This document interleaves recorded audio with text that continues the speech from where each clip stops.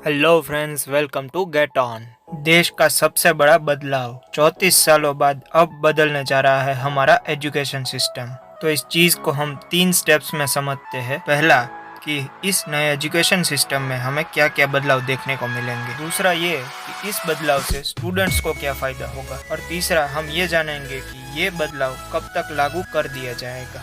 तो शुरू करते हैं नंबर 1 से, जो कि है इस नए एजुकेशन सिस्टम से हमें क्या क्या बदलाव देखने को मिलेंगे। तो आज तक हमारा एजुकेशन सिस्टम 10+2 के फॉर्मेट में चलता था, लेकिन अब इसे बदलकर 5+3+3+4 में बदल दिया जाएगा। अब समझते हैं कि ये 5+3+3+4 एक्चुअली है क्या। तो इस नए एजुकेशन सिस्टम को लागू करने के बाद अब कोई भी बच्चा अपनी पढ़ाई चालू करता है तो उसकी पूरी स्कूल लाइफ के प्रोसेस को 4 पार्ट्स में डिवाइड कर दिया जाएगा, जिसके पहले स्टेज को हम बोलेंगे फाउंडेशन स्टेज। ये फाउंडेशन स्टेज 5 सालों का होगा, जिसके अंदर इंक्लूड होंगे प्री प्राइमरी के 3 साल और फर्स्ट और सेकंड स्टैंडर्ड के 2 साल। इस स्टेज में स्टूडेंट्स के ओवरऑल डेवलपमेंट को ध्यान में रखते हुए किताबों का बोझ कम करके स्पोर्ट्स और दूसरी एक्टिविटीज की हेल्प से पढ़ाई कराई जाएगी।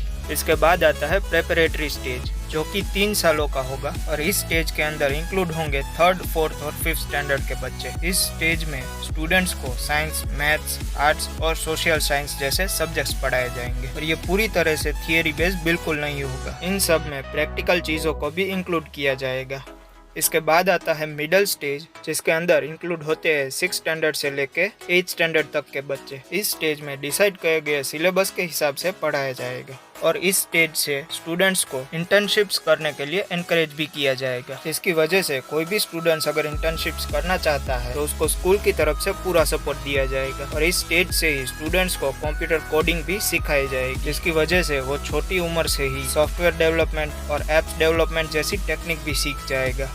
और इसके बाद आखिरी वाला स्टेज आता है सेकेंडरी स्टेज, जिसके अंदर 9th स्टैंडर्ड से लेकर 12th स्टैंडर्ड तक के बच्चे इंक्लूड होंगे और इन 4 सालों में स्टूडेंट्स कोई भी सब्जेक्ट्स को डीप में समझेगा और इसी स्टेज में स्टूडेंट्स की एनालिटिक पावर को बढ़ाने में पूरा ध्यान दिया जाएगा। एक बात तो आपने सुनी ही होगी कि एक टीचर अपने स्टूडेंट्स को सिखाता है कि क्या सोचना है और एक अच्छा टीचर अपने स्टूडेंट्स को ये सिखाता है कि कैसे सोचना है। और इस नए बदलाव के कारण अब स्टूडेंट्स को क्या सोचना है से ज्यादा कैसे सोचना है, इस बात पर ज्यादा ध्यान दिया जाएगा। और ये पूरा स्टेज सेमेस्टर बेस्ड होगा और 1 साल में 2 सेमेस्टर होंगे और इन सभी सेमेस्टर्स को इंक्लूड करके आपकी एक फाइनल मार्कशीट बनाई जाएगी। और इन सभी चीजों के साथ साथ स्कूलों में स्ट्रीम सिस्टम भी बंद हो जाएगा। इसका मतलब अब कोई भी साइंस वाला स्टूडेंट्स आर्ट्स की भी पढ़ाई कर सकता है और कॉमर्स की भी पढ़ाई कर सकता है और बाकी 2 स्ट्रीम्स के बच्चे भी एक दूसरे की पढ़ाई कर सकते हैं। जैसे कि आर्ट्स वाला स्टूडेंट साइंस और कॉमर्स दोनों की पढ़ाई कर सकता है और कॉमर्स वाला स्टूडेंट्स भी साइंस और आर्ट्स दोनों की पढ़ाई कर पाएगा, जिसकी वजह से अब स्टूडेंट्स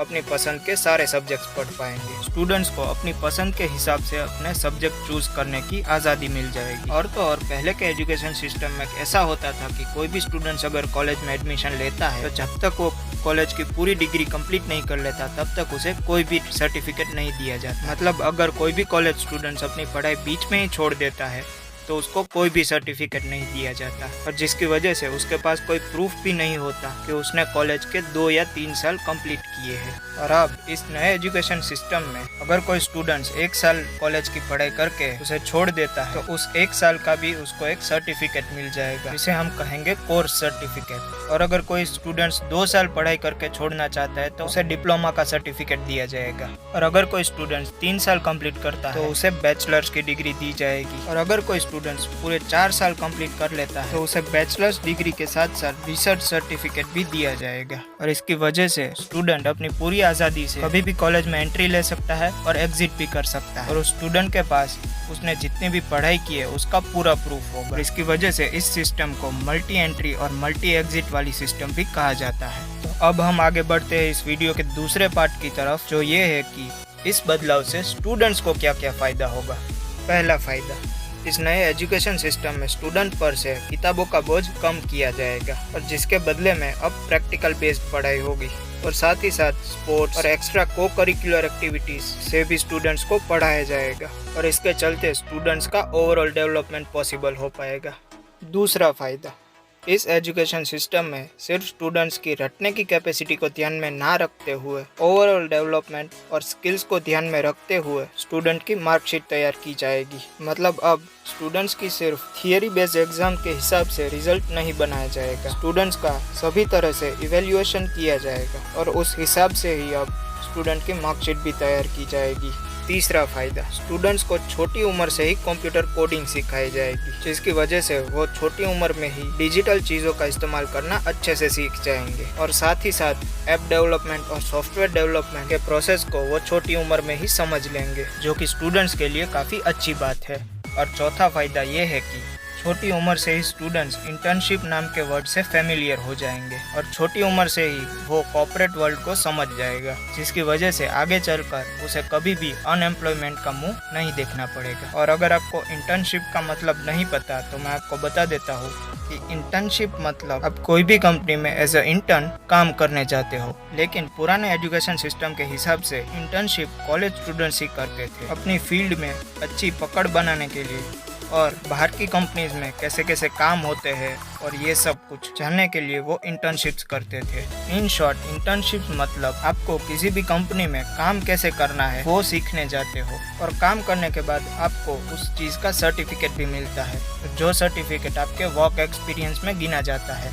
और अब इस वीडियो का तीसरा यानी कि आखिरी पार्ट, ये एजुकेशन सिस्टम के बदलाव कब तक लागू किए जाएंगे। तो ये बदलाव साल 2021 से ही लागू कर दिए जाएंगे। इसमें से ऑलमोस्ट 95% सिस्टम को परमिशन मिल चुकी है और बाकी 5% पर अभी भी आंसर आना बाकी है और इस सिस्टम की पूरी जांच पड़ताल करने के बाद 2021 तक इस सिस्टम को लागू कर दिया जाएगा। तो बस फिलहाल आज के वीडियो में इतना ही और आगे चलकर अगर इस सिस्टम के रिलेटेड कोई भी न्यूज़ आती है तो मैं उसके ऊपर आपके लिए वीडियो ज़रूर बना दूंगा। तो आप इस चैनल को सब्सक्राइब ज़रूर कर दीजिएगा और साथ ही साथ इस वीडियो को अपने फ्रेंड्स और फैमिली को शेयर भी कर दीजिएगा, ताकि वो लोग भी देश के इस बदलाव के बारे में जान सके। ओके, तो फिर मिलते हैं अपने अगले वीडियो में, तब तक के लिए बाय बाय।